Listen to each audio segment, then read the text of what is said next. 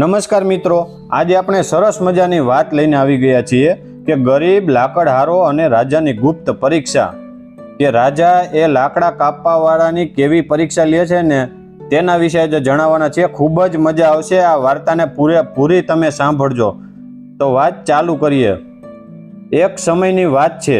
એક રાજ્ય હતું. જે રાજ્યમાં એક ગરીબ લાકડહારો રહેતો હતો. તેનું નામ હતું રામુ. રામુ ખૂબ જ ગરીબ હતો.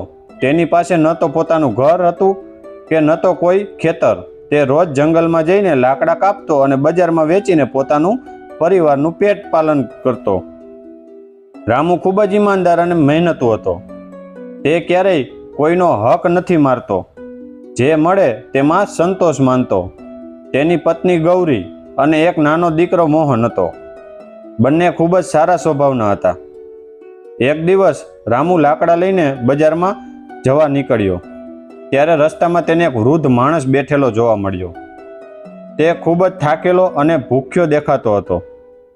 રામુએ વિચાર્યું, શાયદ આ કોઈ મુસાફર હશે. તે તેમની પાસે ગયો અને પ્રેમથી પૂછ્યું, બાપુજી, તમે ઠીક તો છો ને? તમને મદદ જોઈએ છે? વૃદ્ધ માણસે કહ્યું, હા દીકરા, હું ઘણા સમયથી ભૂખ્યો છું.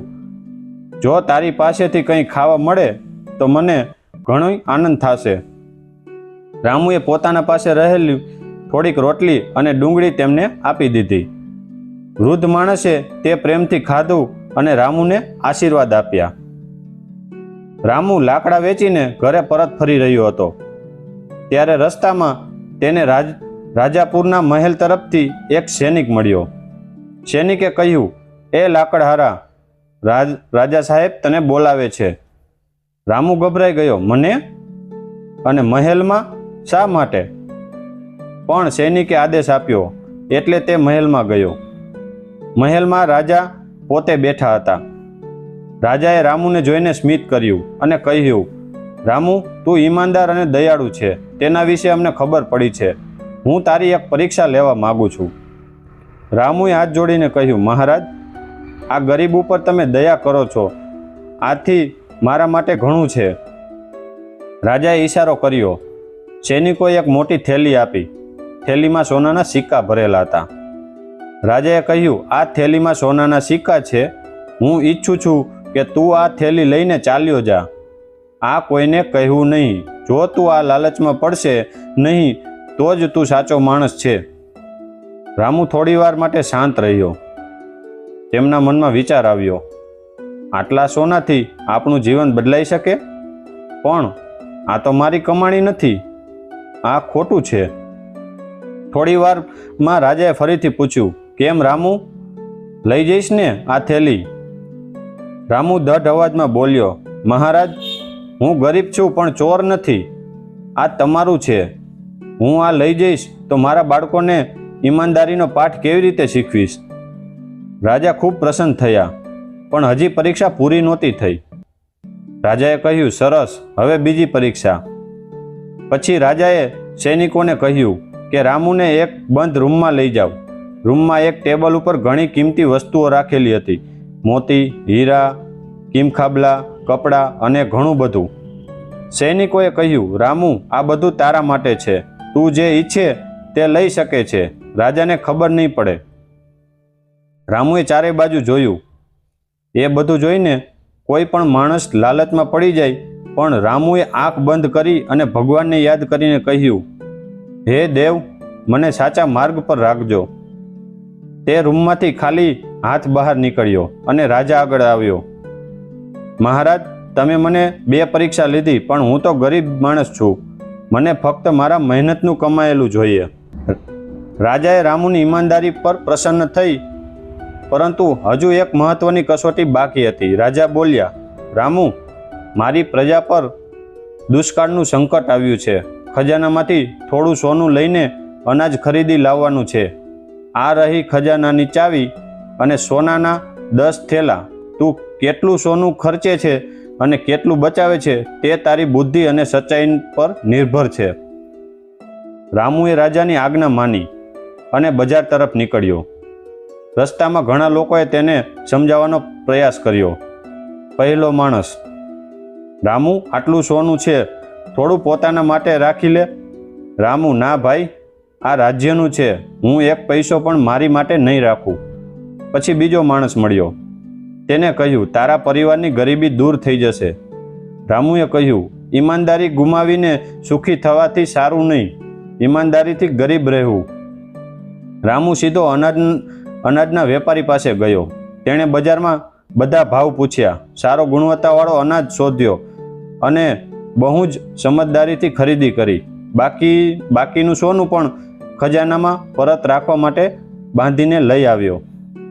રામુ ખાલી ગાડીમાં ઘણું અનાજ અને સાથે બાંધેલું સોનું લઈને મહેલમાં પાછો આવ્યો.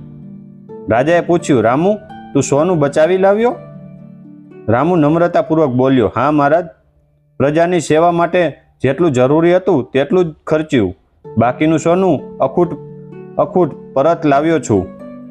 રાજાએ બધાની સામે જાહેરાત કરી, રામુએ માત્ર ઈમાનદારી જ નહીં પણ બુદ્ધિ અને કર્તવ્ય નિષ્ઠાનું ઉત્તમ ઉદાહરણ પૂરું પાડ્યું છે. પણ રાજા મનમાં વિચારી રહ્યા હતા, હજુ છેલ્લી અને સૌથી ગુપ્ત પરીક્ષા બાકી છે, જે ઝેરથી રામુનું ભાગ્ય કાયમ માટે બદલાઈ જશે. રાજાએ રામુને છેલ્લી અને સૌથી મોટી પરીક્ષા આપવાનું નક્કી કર્યું. રાજાએ કહ્યું, રામુ, આજ રાજ્યના ખજાનામાંથી એક હીરાનો અમૂલ્ય હાર ગુમ થયો છે. જો તે હાર તું મને શોધી આપીશ તો તને હું મનગમતું ઇનામ આપીશ. રામુએ વિનમ્રતાપૂર્વક કહ્યું, મહારાજ, હું મારી પૂરતી કોશિશ કરીશ. રામુ ખજાનાના બધા ખૂણાઓમાં શોધવા લાગ્યો, પણ હાર ક્યાંય મળ્યો નહીં. તેણે વિચાર્યું કે કોઈએ ચોરી કર્યો છે. ત્યારે તેની નજર રાજમહેલના એક મોટા મંત્રી પર પડી, જે ખૂબ ગભરાયેલો લાગતો હતો.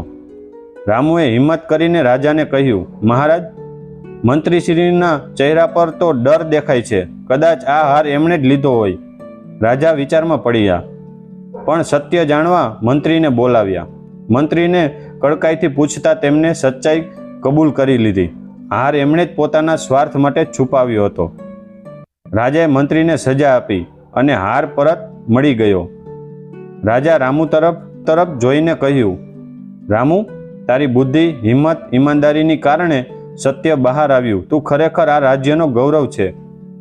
રાજાએ રામુને ઘણું ઇનામ આપવાનું ઈચ્છ્યું, પરંતુ રામુએ કહ્યું, મહારાજ, મને કોઈ મોટું ઇનામ નથી જોતું. મને એટલું જ આપો કે મારી મહેનતની કમાણીથી હું મારા પરિવારની સારી રીતે ઉછેરી શકું. રાજાએ ખુશ થઈને કહ્યું, તું જે સચ્ચા માણસ, તારા જેવા સાચા માણસ આ રાજ્યનો ખજાનો છે. આજથી તને રાજ્યનો વહીવટ, દેખરેખની મહત્વની જવાબદારી સોંપું છું. રામુના જીવનમાં ગરીબી હતી, પણ ઈમાનદારી અને સત્યના કારણે તેને માન, સન્માન, સંપત્તિ અને ખુશીઓ બધું મળ્યું. આ વાર્તાનો સંદેશ કે ઈમાનદારી, મહેનત અને સત્યના રસ્તે ચાલનારને એક દિવસ જરૂર સફળતા મળે છે. તો મિત્રો, તમને આ સ્ટોરી કેવી લાગી કોમેન્ટ કરીને તમારો અભિપ્રાય જરૂરથી આપજો. અને જો તમે અમારી ચેનલમાં નવા છો તો અમારી ચેનલને સબસ્ક્રાઈબ કરી દેજો, બેલ આઇકન દબાવી દેજો, જેથી કરીને અમે અવનવી સ્ટોરી અપલોડ કરી તો તેની લિંક તમને મળતી રહે. તો ચાલો આજે રજા લઈએ. હવે મળીશું નવા ટોપિકની સાથે, નવી સ્ટોરીની સાથે. તો આજે રજા લઈએ. જય શ્રી કૃષ્ણ.